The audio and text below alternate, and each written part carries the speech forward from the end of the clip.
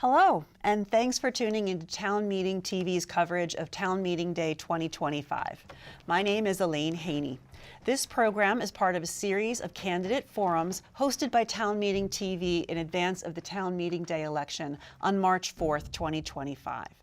These forums are made possible by Town Meeting TV's generous underwriting partners. You can find all our forums on cctv.org/TMD2025 or on our Town Meeting TV YouTube channel, where auto-generated captions are available.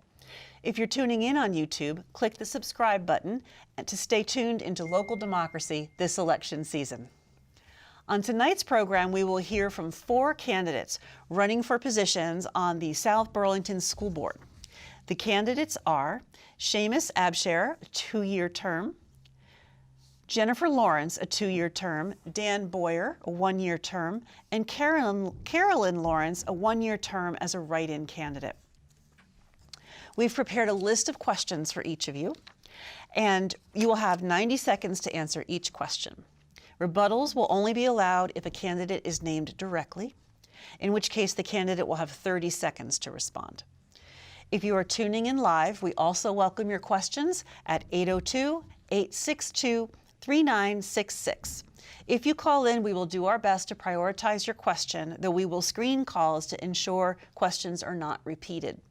We ask that you share your name, the town you live in, and that your question be directed at all the candidates, not just one candidate in particular. You can also submit questions for future forums online at cctv.org/TMD2025.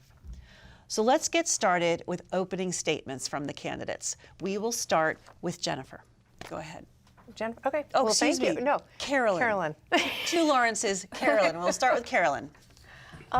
Well, I'm running for school board because I recently graduated from a high school in South Burlington High School. And I feel like because of my experience in the school, the leadership positions that I've held in the school, and how involved I was, I feel like I offer a very unique perspective on answering and kind of facing the issues that are currently being questioned by the school board. And I think I offer a very unique perspective.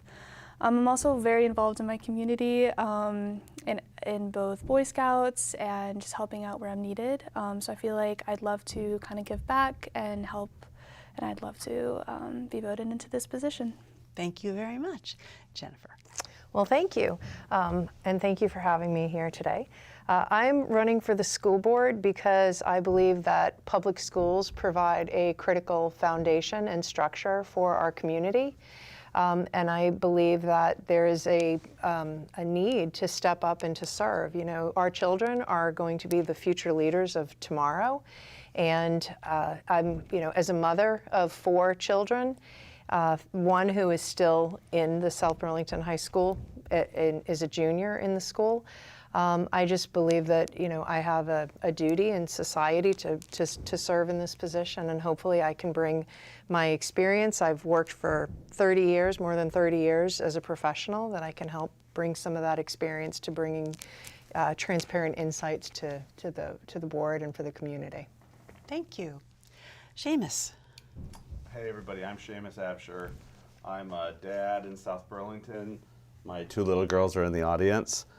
I think that right now there is a little bit of a crisis of trust in the school district. And I think that what we need to do to fix that is think about how to build a middle-class neighborhood and a middle-class city again. And what that means to me is good schools, good jobs, affordable taxes, and to get there, we're going to have to ask some clear questions. I think that's one of the issues with trust, is that maybe some of the community's questions have not been being answered. And then also, I think we need to treat the decisions around the school board as dinner table discussions. Yep. and bring it to the families in all the different life stages. Thank you. Okay, thank you. Our 4th candidate is joining us online, Dan Boyer. Good evening. Yeah, my name is Dan Boyer. both of my kids have already graduated from South Burlington High School. I decided to run because there were not enough people running, and because I was concerned about the compounding fiscal effect of the school budgets over like the past decade that have consistently outpaced inflation.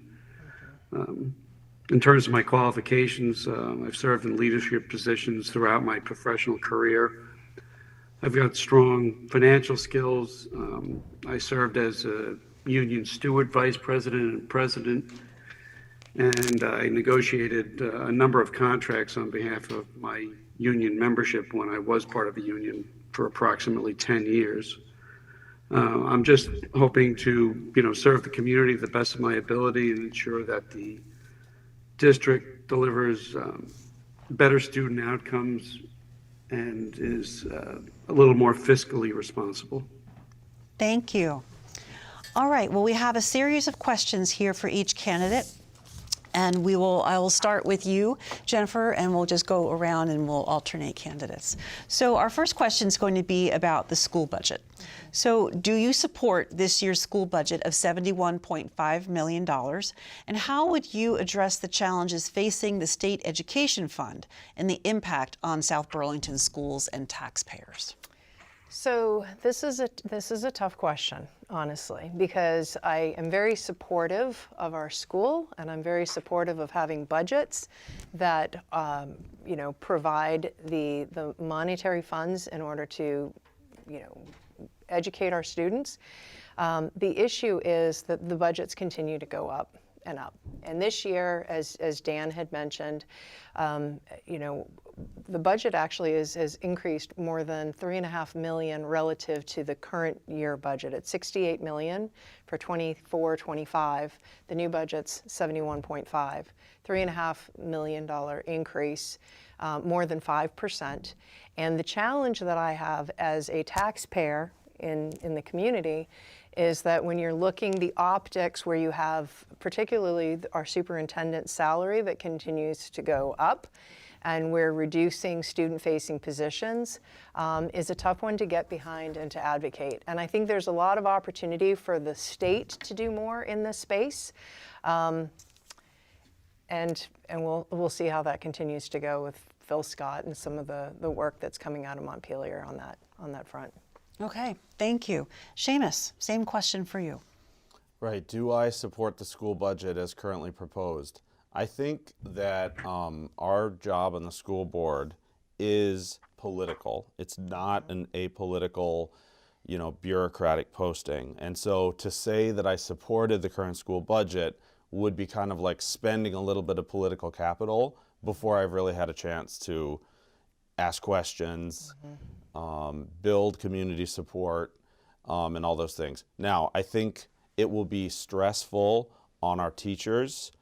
I think it'll be stressful on our community if it doesn't pass, but I think that we need to start from the basics again in terms of building community support, in terms of getting community input, and it's our job on the school board to advocate for the right school budget. I'm not sure if this is it, but it is our job to make sure that people understand what they're getting into, and support it for the right reasons.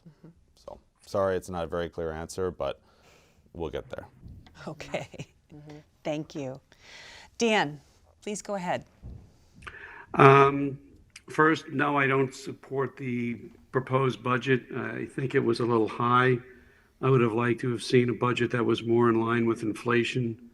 The average inflation for 2024, according to Bureau of Labor Statistics, was around 3%.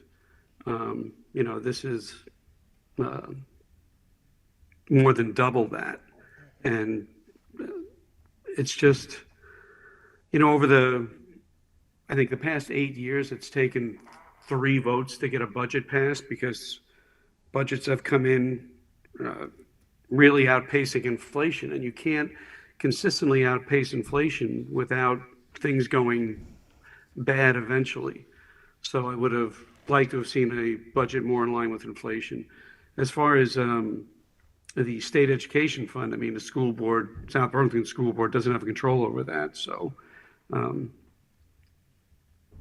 There's nothing we can do about that.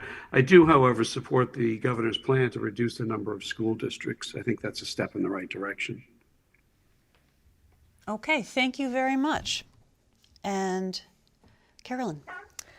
I would like to say I am not entirely supportive of the school budget being over $70 million. From what I understand, superintendent salary is going up, and well as the school budget is also going up. Some programs from specifically South Burlington High School are being cut. One I can think of is the Japanese Thai program. And I feel like that's very important for our students and teachers and for the cultural development of schools. I do think that there is room for the state to be more involved in what Dan said about Phil Scott and more like the school districts being kind of clumped so that there's not as many, I think is important. I also would also like to say, like, we as potential student board committee members also have to voice to the people of Burlington and South Burlington the importance of budget and what exactly it means, so that people know what they're getting into. And I also think that there is more room to explore on this topic, which I think that's very important. Okay, thank you. Let's go on to our next question. We're going to start with Seamus this time. What is the biggest challenge facing South Burlington schools now, and how would you use your seat on the school board to address these issues? Sure. I think the biggest problem right now is the crisis of trust in the school district. I think that it's very important for a community to have strong schools for everybody in the community.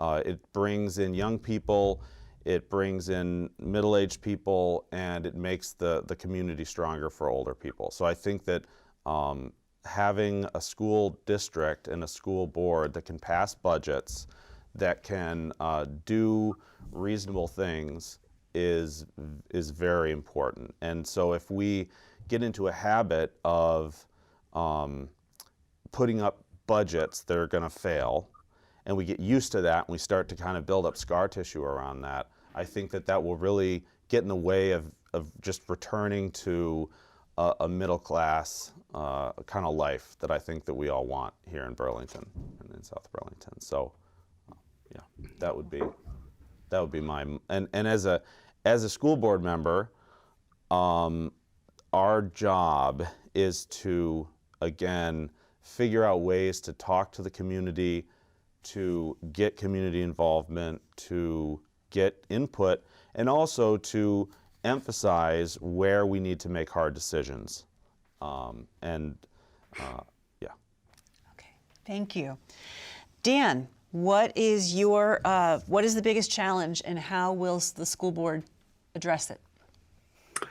I think the biggest challenge facing the South Burlington schools is the declining student outcomes, including a growing negative impact for the traditionally marginalized students, while costs continue to rise dramatically. I mean, the current budget that was presented, they said that it was an over a 15% increase in per pupil spending over last year, and that's just not fiscally responsible.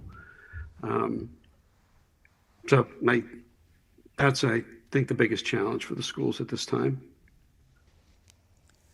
And how, as a school board, do you think, as a school board member, you would be able to address that? I'll just, work with the superintendent to, number one, figure out why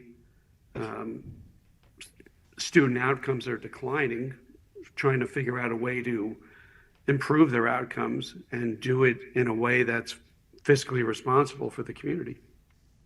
All right, thank you. Jennifer. Carolyn. It's okay. So sorry. I think the biggest challenge that South Burlington schools are facing is teacher retention.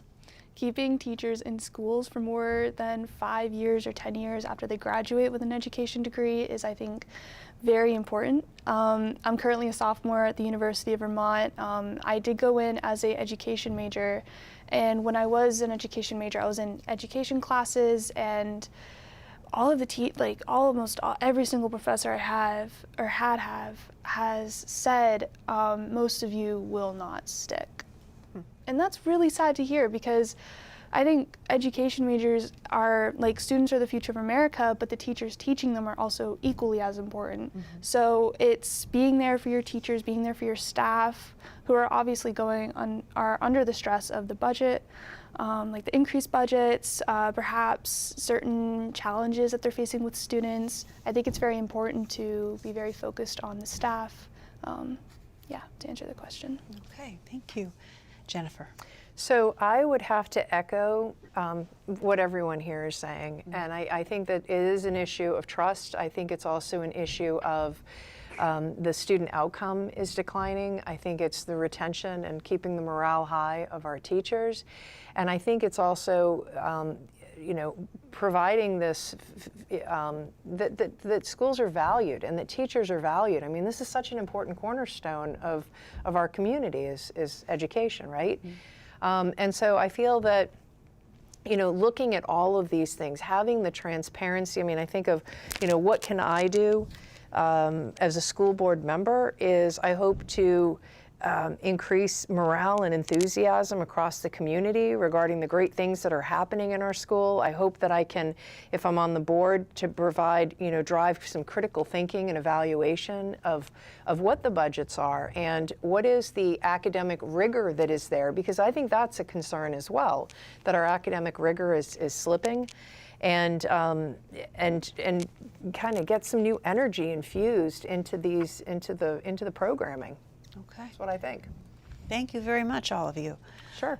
So, Dan, we're going to start the next round with you. How can South Burlington schools best support neurodivergent students? Well, neurodivergent students deserve the same opportunities as their neurotypical peers. Specific supports are or should be determined by those qualified to address the specific learning needs of those students.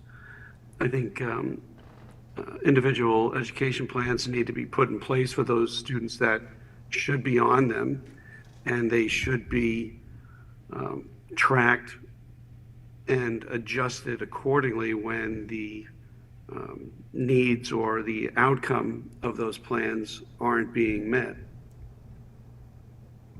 Okay, thank you. Carolyn, what is your answer to that question? I was going to say exactly what Dan was going to say. If he was here, I'd give him a high five.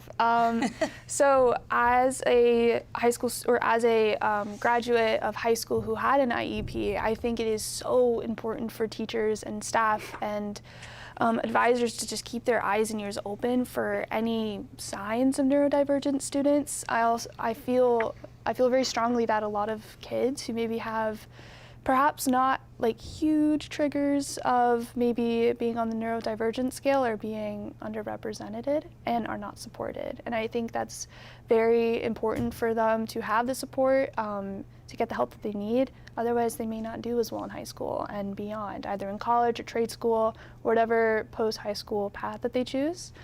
So I feel like recognizing those students and offering them as many opportunities as maybe a neuronormal student would have is, I think, very important. Okay, thank you. Jennifer.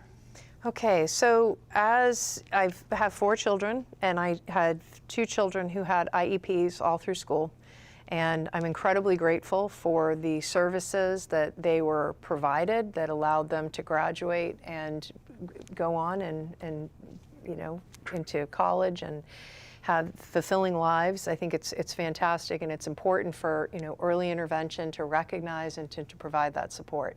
That being said, and I think I have a lot to learn in this space regarding what services are there and where there may be gaps.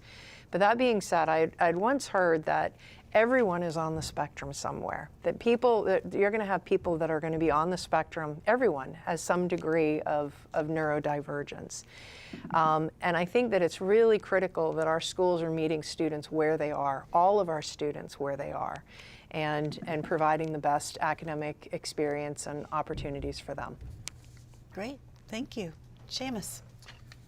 Yeah, I am pretty early in my education career. My daughters are in 4th and 1st grade, and so I look forward to hearing from other people on the school board, from our professionals at the district, and also hopefully from community members at school board meetings, and also reaching out to us with their concerns and problems, because if there are problems, it's important to understand them well before we start to propose solutions, and then it's also important to build support around those solutions that we might come up with. So I look forward to hearing more about that. Okay. Well, before I ask the next question, I just want to let the public know that we welcome your questions. You can call in at 802-862-3966. In keeping with the theme, let's talk about student mental health. How can South Burlington schools best support student mental health? And Carolyn, we'll start with you. I think it is nowadays where people are very forthcoming about mental health support and offering safe spaces for students and for staff to express themselves and their needs. I think South Burlington schools have a pretty solid ground, and I think if anything we can build upon it and make it more known to students. I also think that, again, a lot of issues with teachers and with students is like stress, and I feel like that can manifest in itself. So I think offering like maybe monthly or weekly just on like the announcements or email sent out to staff, just making sure that if they need help, they can seek it, and offering spaces and even like advisors for teachers, I think would be good, just to kind of have like a safe check-in spot to kind of go over what they're teaching and if they need any help. And I think the same goes for students. Great, thank you. Jennifer. Okay, so I think mental health, like physical health, is critical to an overall person's well-being.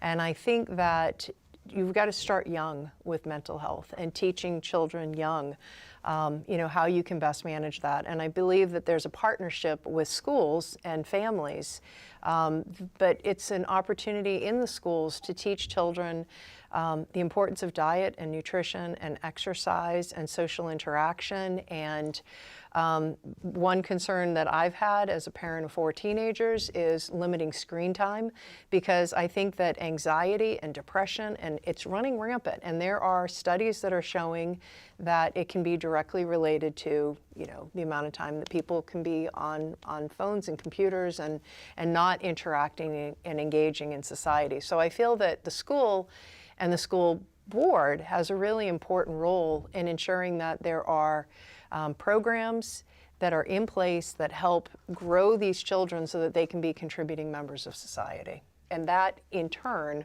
will also help to ensure that they have optimal mental health as they grow older and have the skills in order to deal with it. Thank you. Seamus. I think there are some policies that we can set at the school board level that will help with mental health. I think some of them we've already started on. I think there's pretty broad support, although I'm not sure. We'll have to look into that for things like a cell phone ban.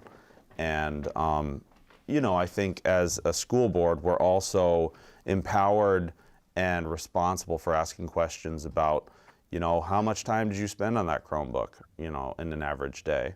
I know that that's something that's going on in the elementary schools. As school board members, our responsibility is to ask questions, to collect questions from the community, and then get strong answers from the professionals that work at the school district. And I think that, again, it's a matter of identifying problems before we get to solutions. So I look forward to learning more about that. Great, thank you. And Dan. In supporting the mental health needs of students, the schools, yes, I think, should ensure that struggling students and their parents or guardians be made aware of the appropriate resources available, and staff should support with the appropriate referrals. Yep. However, the teacher's primary responsibility in the classroom is to maintain discipline so that all students have an opportunity to learn without undue disruptions. Every minute devoted to a behavioral issue is a minute that students are not focusing on learning. We shouldn't be making teachers responsible for addressing specific mental health needs of students. This is a role best handled by mental health professionals. So I think as long as people are made aware of the resources and they're given the appropriate support by the school, that's more than, or that's what the school should be doing. Okay, thank you. Let's change gears a little bit, and we're going to talk about public safety. So how can the school district ensure the safety of its students and teachers in the schools and in the community? We'll start with Jennifer. So I think that having safe schools is the most important thing that the school district needs to get behind and ensure is available. It's terrifying and it's infuriating as a parent to hear of violence in schools. Our children should be able to go to school and be in a safe place. I do not know what measures South Burlington School District has in place right now. I mean, I'm new to this, but I am interested to see that and ensure that it's as robust as possible to ensure that, people are safe. Mm-hmm. And I think a lot of that ties back to like the mental health and ensuring that, we have the adequate resources and referrals that are in place and identification of it to have those touch points. So I think it's this holistic, integrated, process that I think we'll need to be looking at. So. Okay. Thank you. Seamus, what are your thoughts? So I agree. I think it's something that we need to take a holistic look at and work with our partners in the city council, work with our representatives, because it's everything from how do you have safe streets to who's responsible for following up for an incident at the school. And I think safe streets is more of a local concern, but there are state level requirements around safety that we need to be aware of. And if there are a problem because, for example, we don't have enough resources locally to follow up in the community and respond to what we hear about, then that's something that the state and the state legislators need to know about. So it's important that safety mandates be funded, and again, it's a matter of let's identify the top problems and then work in priority order on their solutions. Great, thank you. Dan, public safety. I think the schools do an excellent job right now of controlling access to the schools. I mean, that's one item. I'd like to see more school resource officers, but the South Burlington Police Department's short-staffed, just like every other department in the state. Once they overcome their staffing difficulties, I'd love to see more in there. When we moved here, I think there were 3 or 4 school resource officers, and now they're down to 1 through no fault of their own. So that's something I'd like to see once they overcome their staffing shortcomings. The only other thing I could think of off the top of my head is just making sure that all the school computer devices have the appropriate safety and security measures so that kids can't get trolled on any of their school devices. All right, thank you very much. And Carolyn. I think safety is a very broad term. I think there's many different types of safety that we can, as a school board, enforce for teachers and for students. Primarily students, especially with the access to social media and just like online resources for school and for extracurriculars, it's so important to maintain a certain level of professionalism and just making sure that your students are not accessing inappropriate material and, like what Dan said, getting trolled online by potential adults who are seeking harm for kids. I think that's really important. There's also physical safety, just with the amount of school shootings and crimes and harms that students and teachers face every day. I do think that South Burlington schools have a pretty solid foundation of like physical safety, but I also think that there's always room for improvement to ensure the safety of the entire school. And the safety, I think, at home for students is very important too, because safety for kids don't end when the when the day ends, right? So I think that's very important to also have systems in place to protect kids when they're at home, and letting parents know that there are systems in place to protect kids and that they have access to that. Thank you. All right. So our next question is about measuring success. So one of you was talking about student outcomes, so we're going to talk about that. Standardized test results continue to decline for Vermont students. So how do you measure success of the school district and the people it serves? Jennifer. So I would say that in context, standardized test results are going down everywhere. We're seeing it, across the entire country, and I think it's largely because of the pandemic, and we're still dealing with the effects of that. And I think there's some other aspects as well. I think there's mental health considerations and distractions for kids, and there's a lot of other competing priorities, loss of academic rigor, et cetera.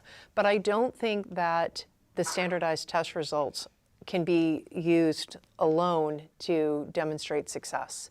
I think you also need to look at the involvement of the school, the overall climate of the school. Attendance rates, I think, are very important, and hearing what kind of feedback you're getting from the teachers and from the community in regards to how well the school is doing. And I think that's going to be a very important component. Being on the school board is looking at all of that, looking both quantitatively and qualitatively at information coming from the schools, and hearing from the community as to what we're doing well and where there's opportunities to improve. All right, thank you. Seamus? Well, I'm going to go out on a limb here and say that I think that the ends policy is something that we talk about a lot on the school board. And it's what are our goals for the school district, and how are we going to evaluate them? And I have to say that I think that we should be preparing kids for life. Mm-hmm. We're not just preparing the top X percentage of kids to go to college and forgetting about the rest. Yep. It's very important to a middle class community that we're preparing kids for all sorts of different roles in life, and to live a happy life, hopefully in South Burlington. I hope my kids stay around. So I think that it is a hard question. I think standardized test results are a very controversial topic, because you have good teachers who are good at teaching to the test, and then you also have good teachers who really want to teach people in a more holistic way. So I think as long as we've established what is important, which is a kid being ready for a job, a kid being ready to, contribute to society, then that's the right thing. Thank you very much. Dan? Well, measuring success, first requires an explicit definition of outcome goals.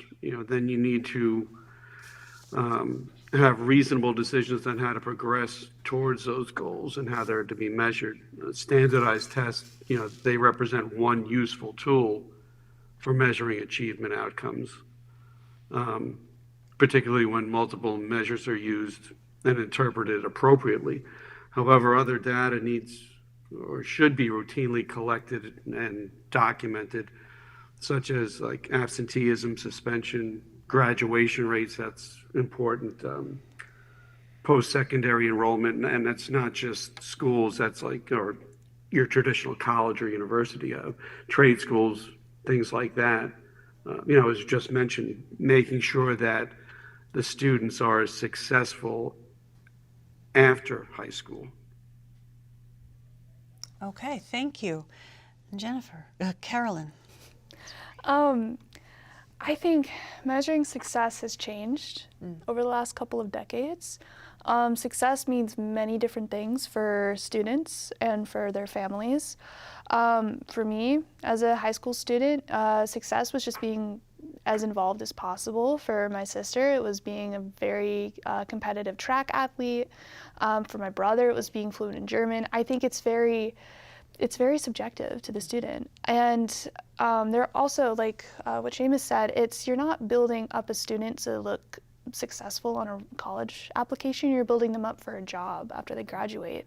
And success it can be going to college, it can also be going to trade school, it can be traveling, it can be picking up odd jobs all over the country or the world. And I think it's very important to take a step back and realize that you are not your SAT score and that you are much more. You are your extracurriculars, your community involvement, you are your hobbies, you're much more than what you get back on a test. And I think that's very important. And also for the school board, it's very important, I think, to realize that and to kind of build upon everything that's maybe not just math and science. All right, thank you. Okay, let's talk about language access. So how can the South Burlington School District meet the needs of students and families whose primary language is not English? And we'll start with you, Seamus. Yeah, this is a big topic also in the way that we fund our schools. And I think one of the problems that we have right now is that people don't understand how we're supporting our English language learners. And there's a complicated formula that was passed a while back that weights students more if they're English language learners. And then there's a new proposal from the governor to make it a more simple subsidy towards people who need to learn a second language. But I think it's important to both understand what the problems are and whether any of our policies on the school board need to be updated to help those language learners. We hosted a Ukrainian family and they needed to learn English, and so that was interesting. My daughter's, their first language was Spanish, and so it really varies what somebody needs. And the most important thing, again, is we need to actually be able to fund, support, and just build a holistic solution to that question, and not look at it so much in terms of what the professionals can look at. Okay, thank you. Dan. Well, students whose primary language is not English are entitled to English language development services in the schools. And the schools and the district are required to monitor the progress of their English language acquisition. So that's on the school to make sure those kids that need it get the courses and that it's properly monitored. As far as their families, I think for the families whose primary language is not English, get word out to them of the services that are available in the area, like courses that they could go to improve their English language skills, or point them in the direction of like online stuff, so just like Rosetta Stone or something along those lines, so that they can improve their English language skills. Thank you. Carolyn.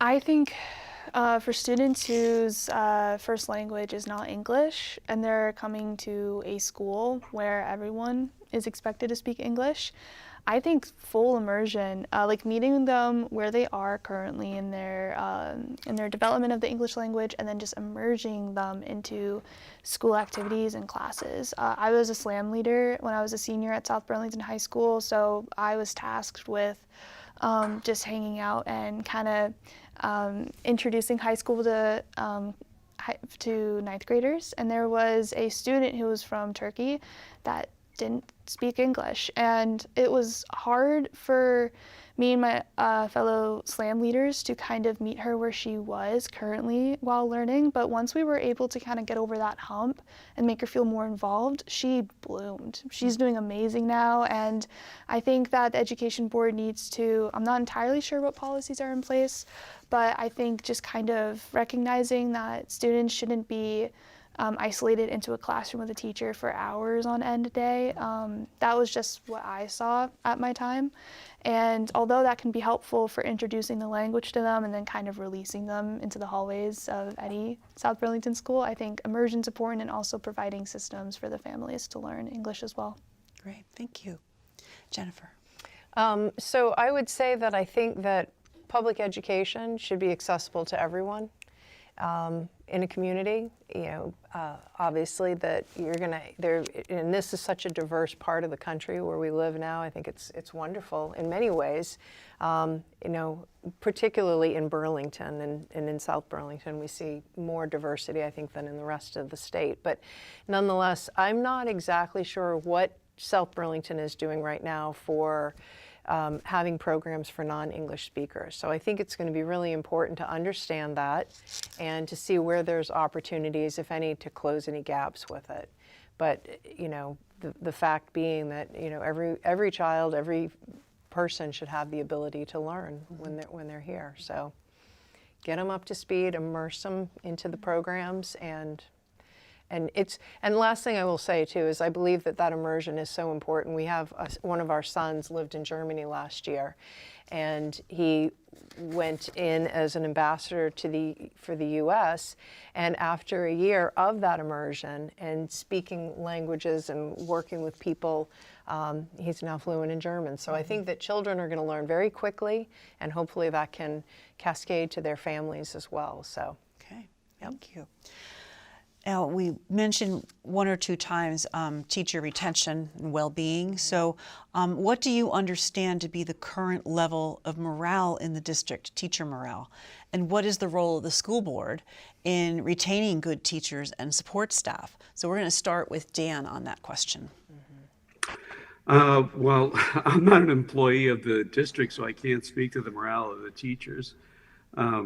It's the superintendent's job to maintain good teachers, support staff, and a positive working environment. From what I know, the teachers and the staff have a pretty good compensation package as far as pay, pension, and health care.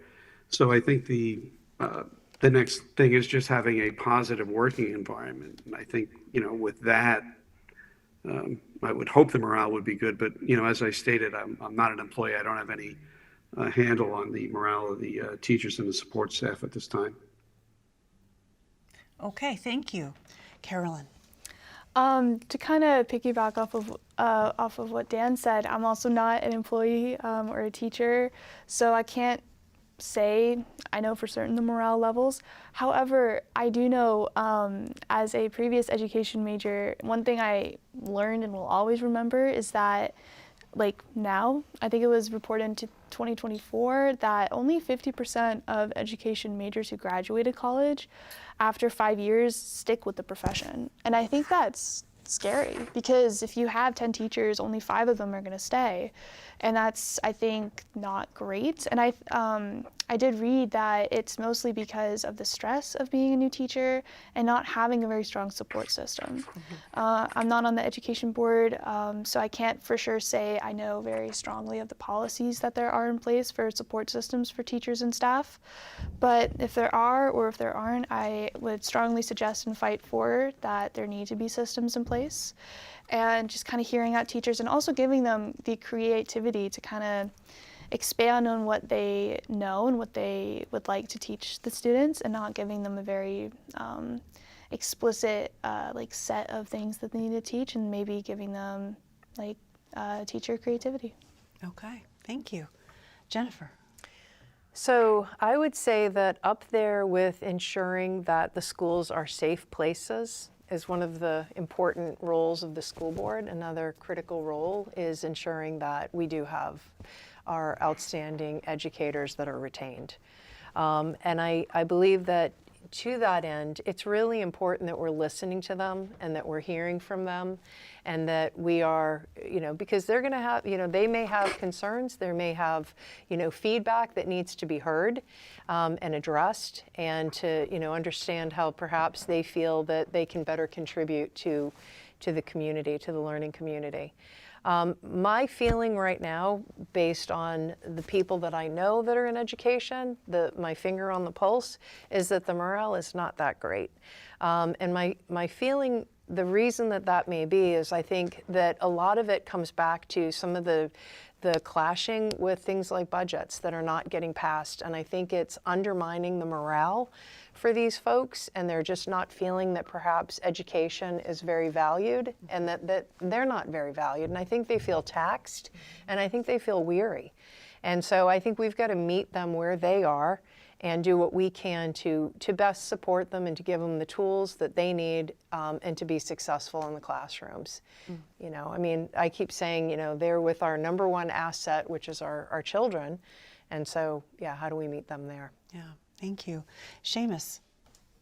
So I think there are two things that the school board should focus on with regard to teacher retention.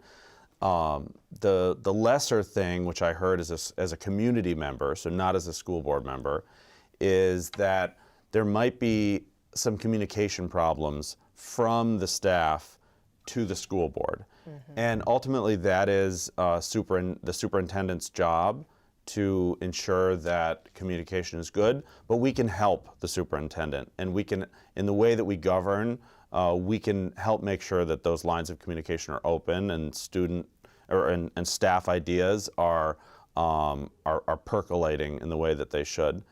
And then the other and greater responsibility is we have to build political support for whatever it is we're going to do about education in South Burlington. Mm-hmm. And the stories that they tell is, back in the day, mm-hmm. you would work somewhere else for 5 years, and then you would come to South Burlington as your reward, in the sense that it was a really good place to work. And the reason for that was because we had, I won't say consensus, but we had political support for the school district. So we need to stop, well, it's not that we need to stop doing anything, it's we need to come together between the voters and the school board and the district, and make teachers feel like they're well supported. Mm-hmm. Thank you. Okay.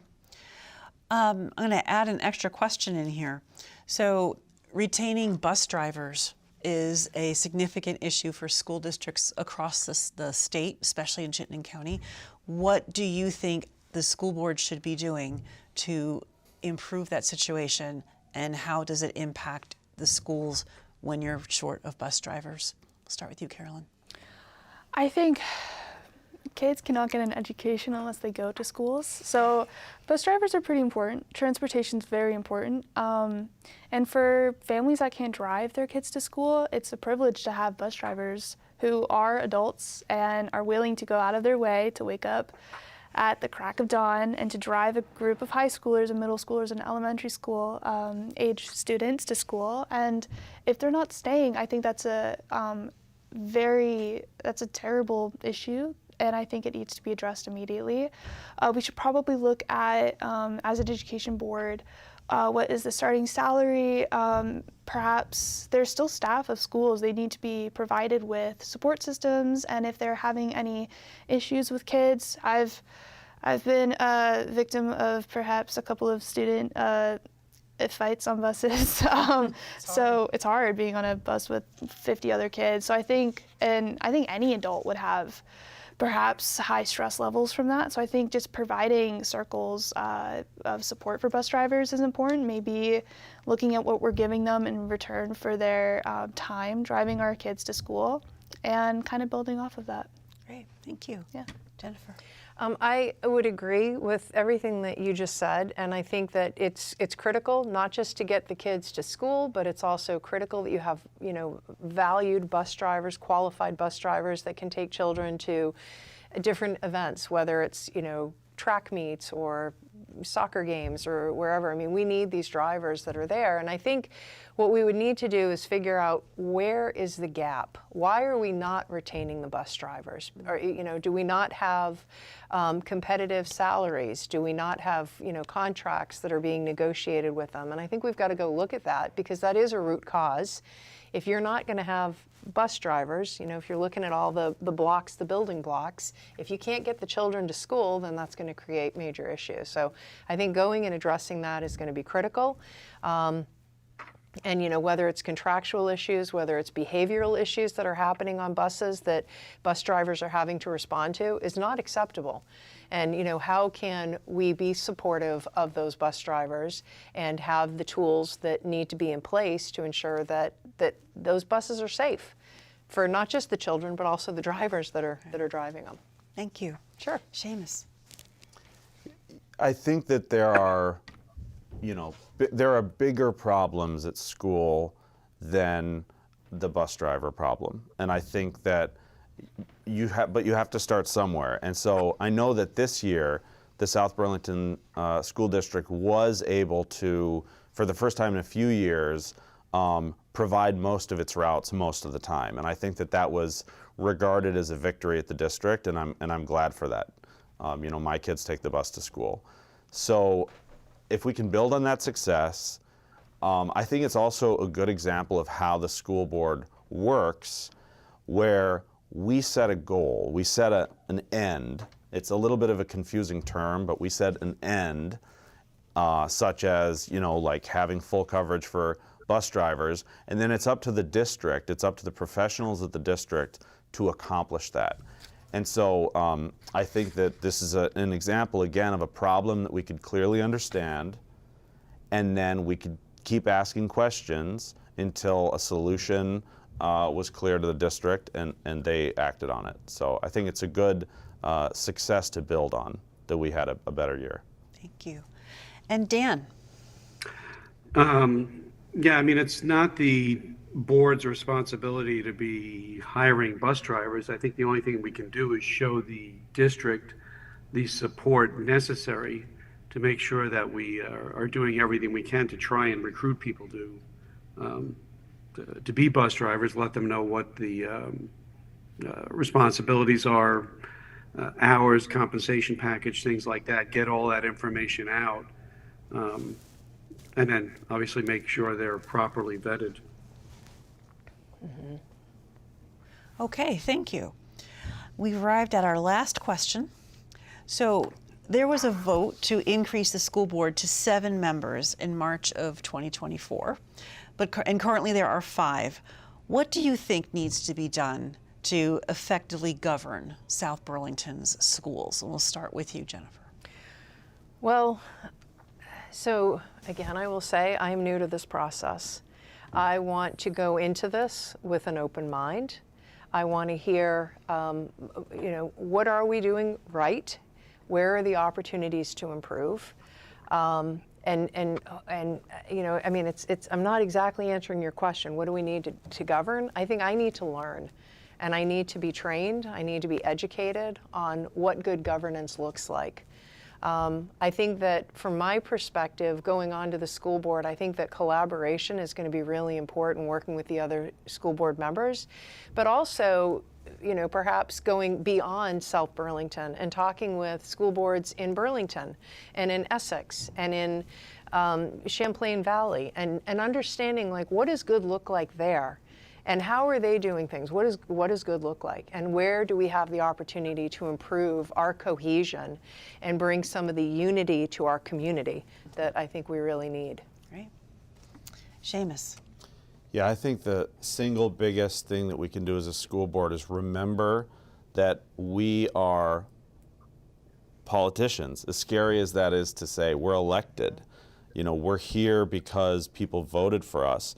And that means that we have a part to play in building community support, listening to community feedback, soliciting community feedback, and promoting the interests of the community and the school district in our work. And so we do have a governance role, of course, but governing without generating political support is potentially what has gotten us into this crisis of legitimacy over the last few years. So let's remember, South Burlington has a proud history of educational excellence, and that was built on a compromise and a commitment between all the people in South Burlington, retirees, young professionals, families, to do something good for the students and for the community. So let's just remember that it's not a dirty word to be a politician. Right. Thank you. Dan. You know, as was just stated, I mean, school board members are elected to serve the community. So effective governance means that the school board has to hold the district accountable for meeting the goals of the school board or the school policy, and require convincing evidence that the policy goals are being met and that both are achieved at a reasonable cost to the community. The other thing is, I think there just needs to be more transparency. I mean, at a recently, I mean, it came out with the superintendent's new contract, and I don't think anybody really heard anything about it until it was in the press. And then the meeting at which the contract was ratified, there were numerous people there asking that the contract be relooked at because they thought it was excessive. And it was like the board just didn't hear the community that they are serving.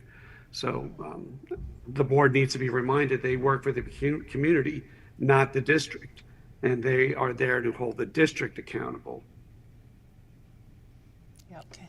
Thank you. And Carolyn. I think it's, as someone who would like to be on the school board, I think it's good to have, like what Seamus said, politicians, people that are involved in the community and can express what parents and families want for their kids, and to have that privilege to be elected by people that you call yourself neighbors and friends with. It's our responsibility to project their concerns and work together with others to make sure that they're getting what they want out of the school board and out of the schools that their kids are going to be going to and graduating from. I also think I would like to learn a little bit more about how to connect with the people in South Burlington and Burlington, and to grow and to learn more about what I can do. Great. Thank you very much. And we have a little bit of time left. I think what I'd like for each of you to do is to provide a 30-second closing statement as to why you are running for the school board. Carolyn, we'll start with you. I feel like I have a very unique perspective as a South Burlington graduate. I am a political science major. I've been on student government. I've been very involved in South Burlington, and I feel like I could offer like student high school graduate perspectives on what is needed for students and for teachers. And I feel like I will be a valuable member to both the school board and the South Burlington community. All right, thank you very much. So Carolyn Lawrence, one-year term, and she is a write-in candidate. Jennifer Lawrence. So I am just really excited to be here and to have this opportunity to potentially represent South Burlington. I am, just hoping that I can bring some experience, professional experience to this role, the rigor and looking at things from more of a subjective perspective, and providing the integrating feedback from the community and listening to feedback from the community into the decisions with the board. And I'm hoping that I can just bring some enthusiasm and engagement, and also the transparency, which I think is desperately missing right now. Thank you. Jennifer Lawrence, a 2-year term. Seamus Abshire. Well, I'm here for my kids, for my girls, but it's bigger than that. Albert, my neighbor, he's got grandkids, and he lives in my community too. And he has something to say about the way that schools are run and the future of this community. So I think I have a strong I have a lot of skin in the game, and my girls have a lot of years left in the South Burlington School District. But we need to remember, as a board and as a district, that there are more people than just parents. And there's more people than just students and teachers. And when we come together, it's going to be the best for the students and the teachers. But we have to bring everybody in and make, some solid middle class choices. Thank you. So Seamus Abshire is running for a 2-year term. And we'll finish up with you, Dan. I'll keep it real simple. I think we've got a good community, a good district. I would just like to see improved student outcomes, improved fiscal responsibility, and more transparency. And if I'm elected to the board, that's what I'm going to try and do. All right. Thank you very much. So thank you, all of you, for being here this evening and for getting on the ballot. And thank you for tuning in to Town Meeting TV's ongoing coverage of local candidates, budgets, and ballot items. You can find this and many more forums at cctv.org/TMD2025 or on our Town Meeting TV YouTube channel. Don't forget to cast your ballot on Town Meeting Day on or before Tuesday, March 4th, and then tune into Town Meeting TV's Results Recap show that evening. You can contact your local clerk to find out how to obtain a ballot and to register to vote. And remember, in Vermont, you can register to vote on Election Day. Thank you for watching and sharing Town Meeting TV.